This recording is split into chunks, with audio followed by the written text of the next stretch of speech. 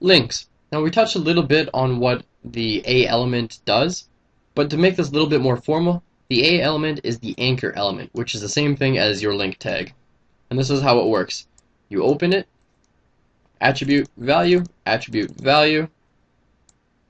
content, and you close it. And your attribute and value, they can be anything. Obviously your attribute has to be an attribute and the value has to be something else. This is just an example to show you that the anchor element does support attributes and custom values. Now pretty much every element works like this. What makes the A element link to other pages though is its special href attribute. To create a link to go to, for example, google.com, we'd write the HTML like so. We open it, href, and this is our value. And that would be our text that we would show as the link, and we close it. And this is what it would look like right here.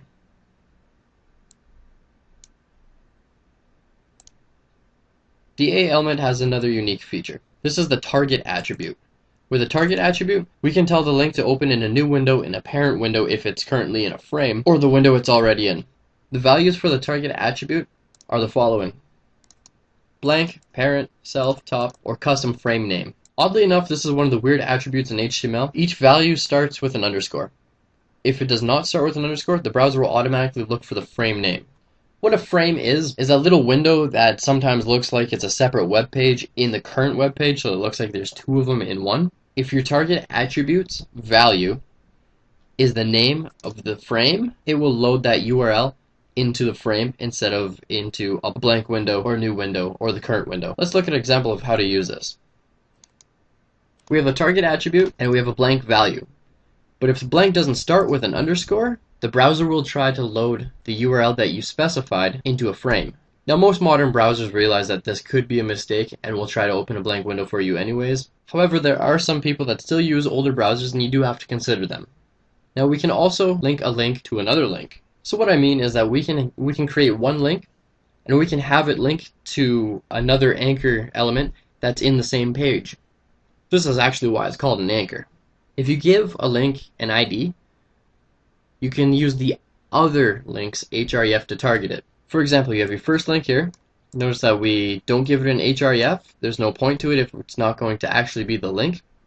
It's just what we're going to target. We give it the ID of top, and your ID can be anything. It doesn't just have to be the word top.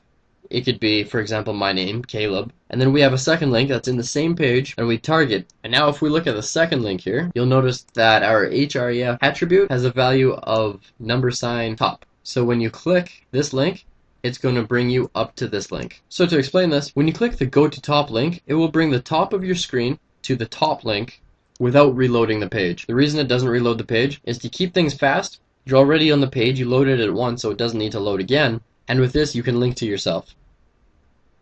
So again, to quickly go over this, what we have to do with our links is we have to give an ID to one, and then we have to target it with a $ in front of the other. Now you might think to yourself, why would I use these? Or where would I use these? This type of anchoring is quite often used to create a table of contents on your page, or to bring the viewer back to the top of the page. You've probably at one point or another seen a website where it says top, or a little arrow pointing up, and if you click it, it brings you to the top of the page really quickly. That's exactly what this does. So now you know how to create a link. Formally, you probably already knew how. And now you know how to link to another link. I just want to also point out that this link here, with the ID of top, but specifies no href, will not actually look like a link. It will look like a regular word. You can also keep the content blank. This way it doesn't show up at all, and people don't even know that it's there. And as soon as they click Go to Top, it'll bring them right to the top of the page.